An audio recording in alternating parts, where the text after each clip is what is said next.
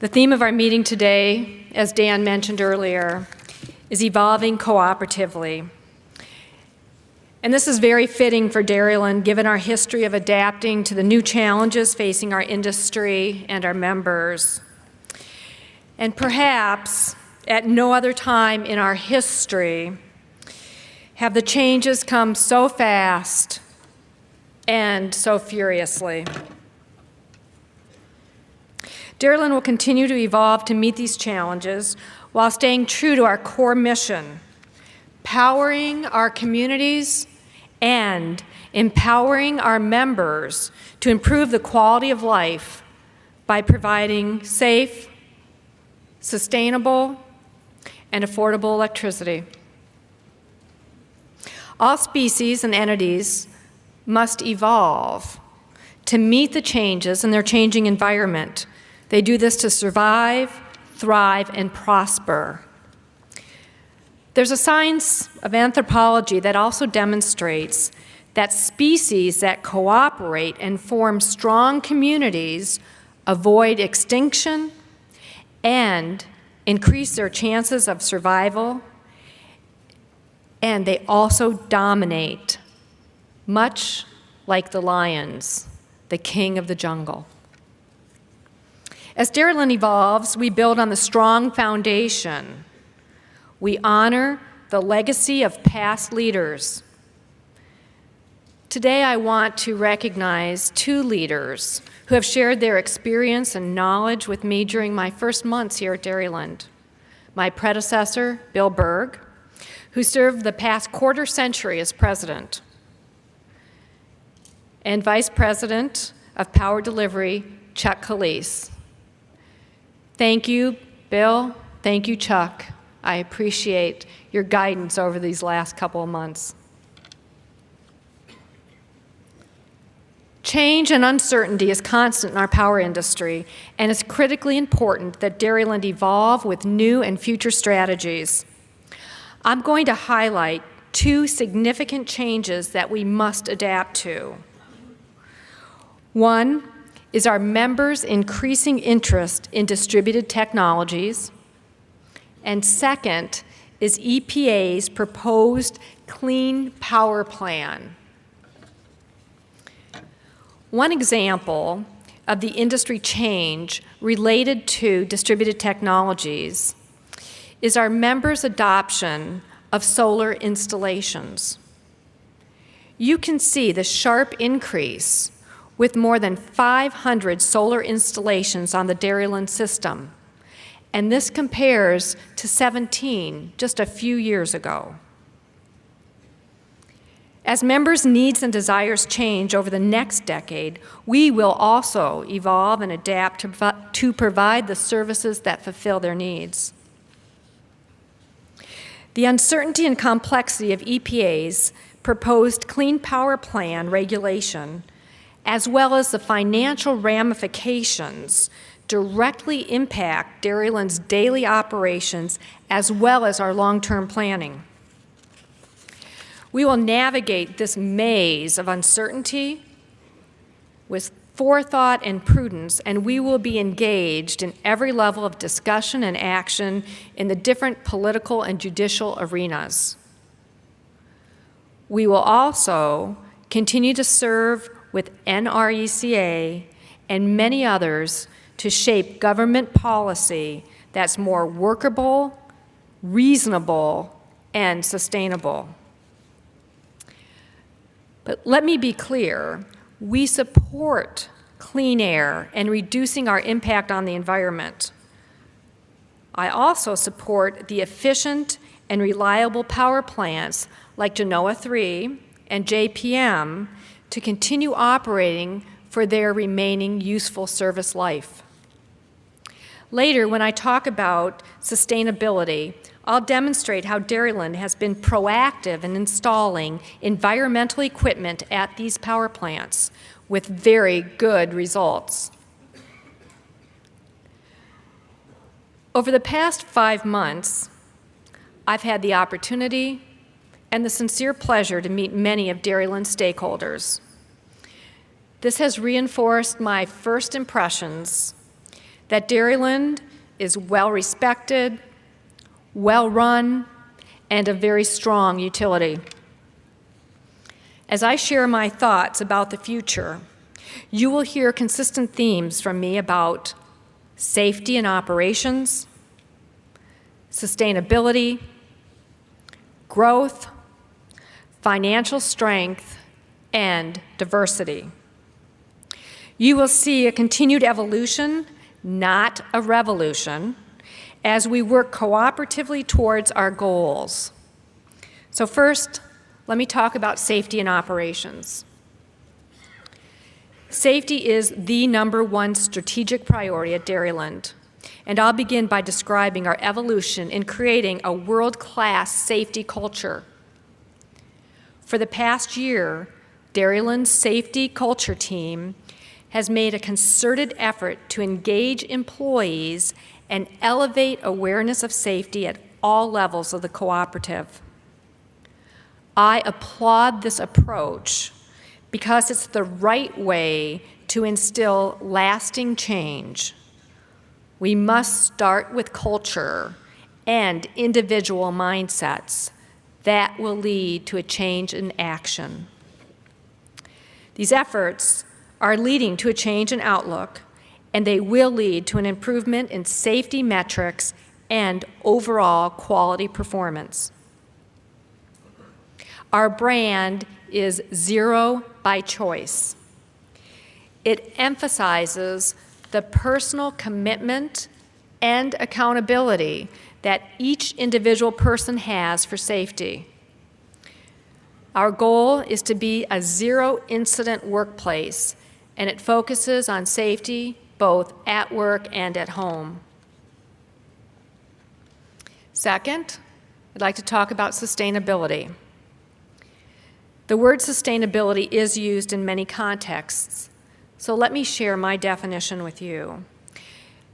When I talk about sustainability at Dairyland, I mean economic sustainability, environmental sustainability, technical sustainability, and member usability.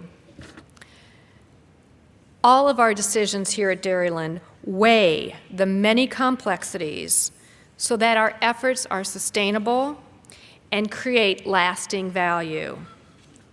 Let me show you one example. Earlier, I mentioned that we installed environmental equipment at our power plants. This graphic illustrates that while our coal production remains consistent, we have a sharp decline in sulfur dioxide, nitrogen oxide, and particulate matter. I believe this picture is worth 1,000 words. And when we have completed the installation of the final environmental equipment at our plants, we will have invested over $300 million. And you can see the sustainable results through this decline in emissions. Today, our Dairyland system is very competitive with other utilities, and I'm optimistic that our competitive position will continue to improve since we have most of our environmental projects completed at our plants. Many utilities still have these significant environmental investments to make. Let's move on to growth. Smart growth is just plain good business. And Dairyland and its members are working cooperatively to leverage growth opportunities. We do this by increasing our member base and focusing on economic development to attract new industrial and business customers.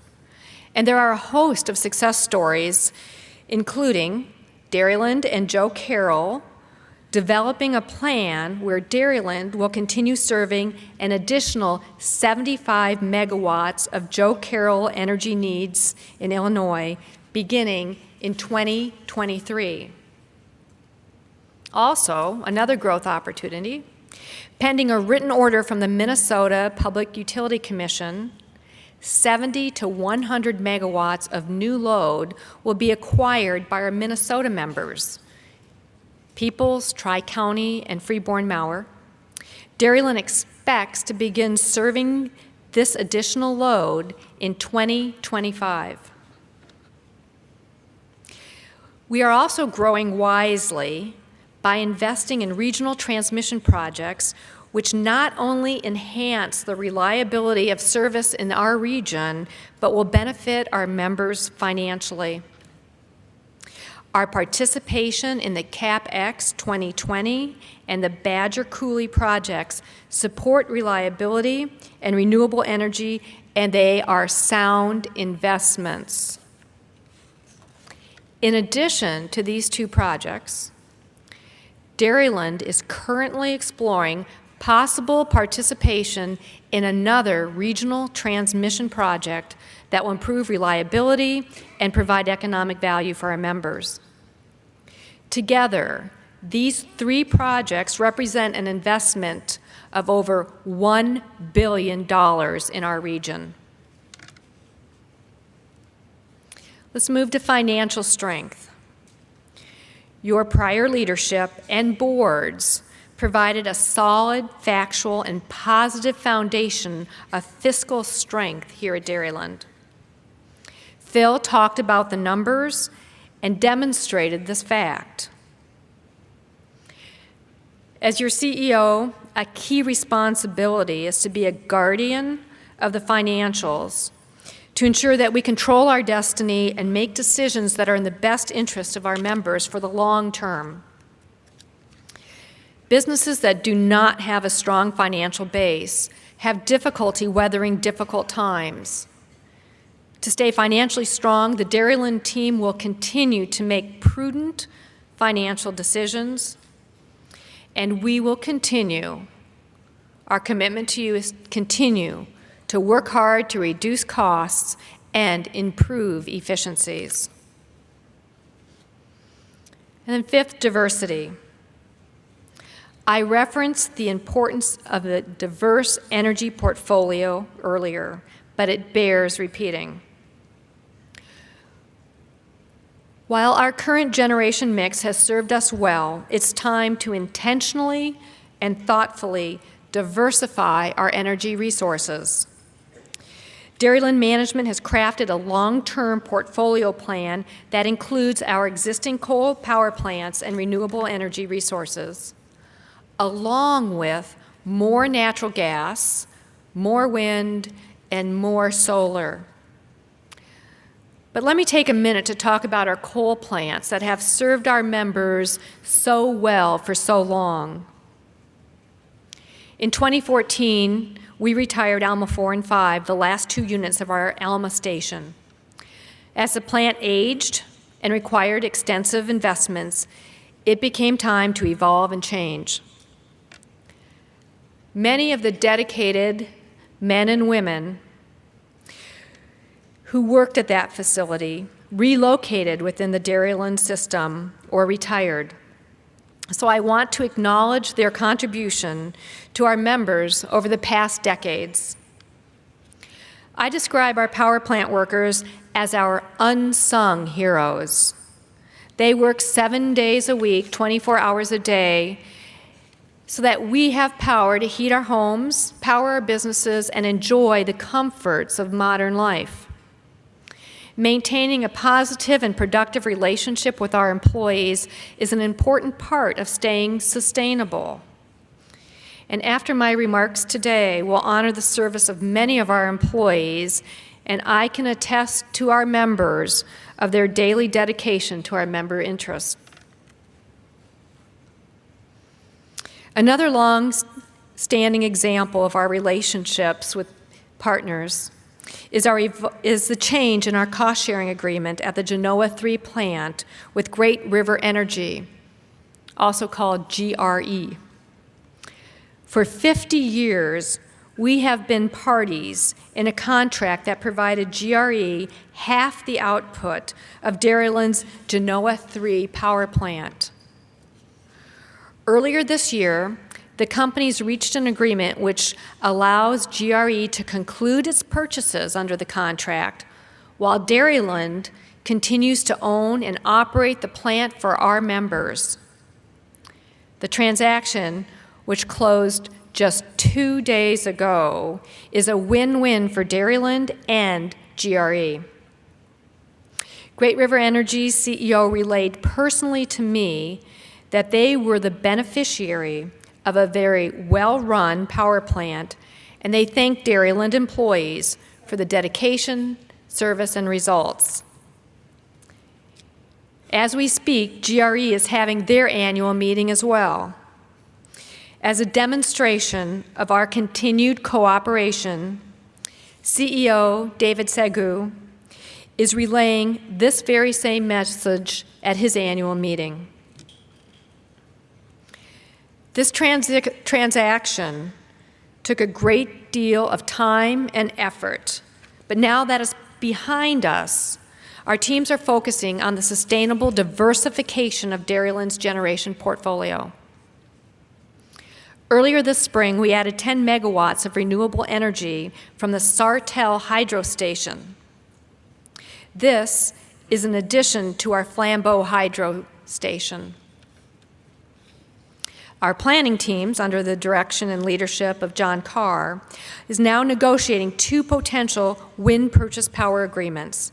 If these 2 come to fruition, they will add about 200 megawatts of wind to our portfolio. Our diversification efforts have also included the addition of 2 utility-scale solar projects brought online last year. This was in cooperation with our members in both Wisconsin and Minnesota. And today, I am very pleased to announce that Dairyland will be issuing a request for proposal, or an RFP, for up to 25 megawatts of additional solar energy. Our intent in issuing this RFP is to seek the best options for solar power to serve our members. In this region, 25 megawatts of solar energy could produce enough power to power about 2,700 homes. And we'll have a press release on that later this week. Throughout my examples of how we are evolving here at Dairyland, there's a consistent variable: cooperation.